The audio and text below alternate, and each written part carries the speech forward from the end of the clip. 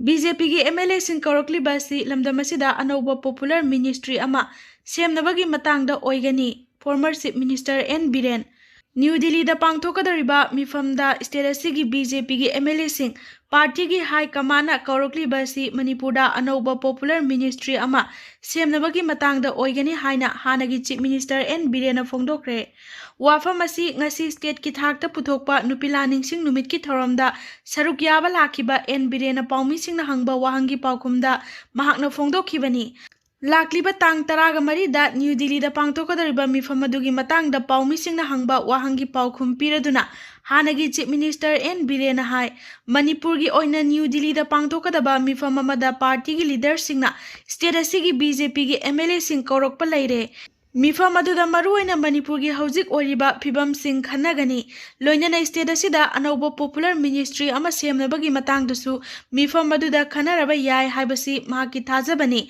अदुबो हौजिक फावबगी ओइनदी मिफम अदुगी चप चाबा agenda लैट्री हारिबा मिफम अदुदा BJP की MLA सिंग अयाम्बना सरुक यागनी मियामनसु स्टेट असिदा अनौबा पॉपुलर मिनिस्ट्री अमा लाकनबा थौनी मिनेसी हाइना फोंदोखी हानगी चीफ मिनिस्टर एन बीरेन मखा तारादुना हाय ब्रिटिश की लोइलम लैंगा की मतमदा इंडिया दा थोकपा लान सिंगी मनुंगदा मणिपुर की नुपी सिंगी चथखिबा नुपी लान हाइना खंगनरिबा Sissu सिंथानिंगाय ओइबा अमनी ngasi pangthokliba thorom asigi hena chawthokningai oiribadi india gi president na nupi lal da saruk yakiba thauna pharabi ima singi khubamda leisu katuna ikai khumnaba utpa asini president ngasigi lamdam asigi ima singi mafamda ulamliba ikai khumnaba asi miyamna mafam pumbada ningsingpham thoi haiki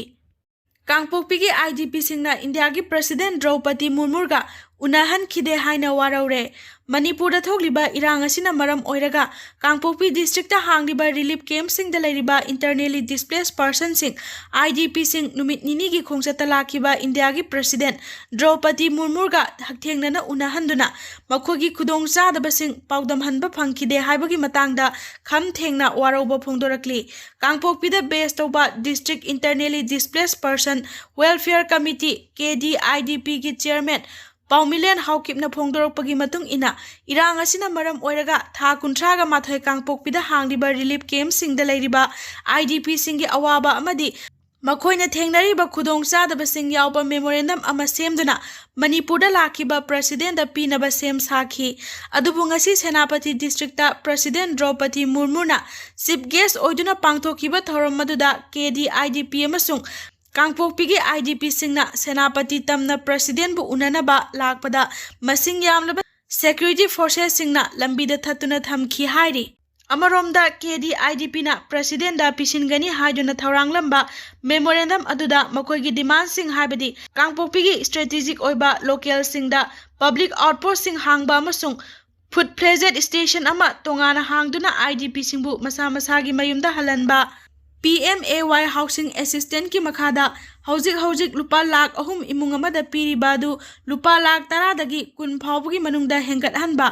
इम्फालदगी लांजेनरखिबा Kuki IDP सिंगना चिंगदा लैबा मखोइगी मपा मपुगी लम सिंगदा permanent settlement तौहनबा कुकी सिंगी ओइना तोंगानबा रूट हाइबदी लाइफलाइन लंबी सेमदुना पुंग कुनमरी security ngakpa amadi nongmada changdaba yadraba potlam sing transportation तौहनबा इम्फाल लेरंबा सिदोख्रबा कुकी सिंगी युम मतिक चाबा कंपेंसेशन पीबा यावरी